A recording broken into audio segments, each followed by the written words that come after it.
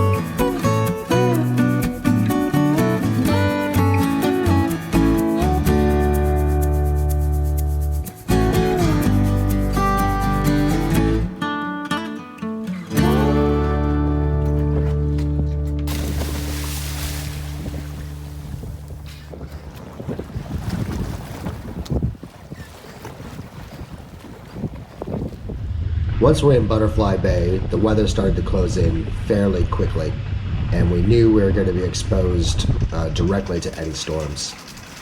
The swell probably picked up to close to 2 meters before we got off our anchor, and we headed south around Hook Island, about 9 nautical miles through the storm, to get to some shelter in Makona Bay. We had winds between 16 and 20 knots throughout the sail. Obviously, we didn't sail. We motored most of the way just to make the headway and get to the 9 nautical miles to get into a safe harbor.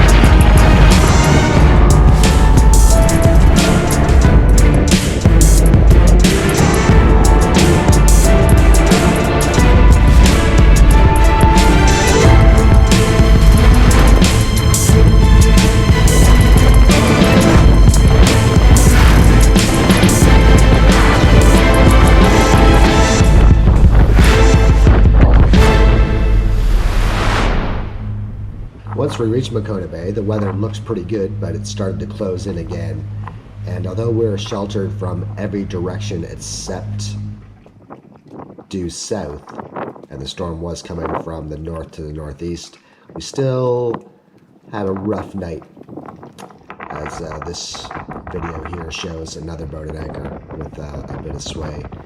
And although it looks all right now, the wind did pick up and the waves picked up. And as I said, had a pretty rough night.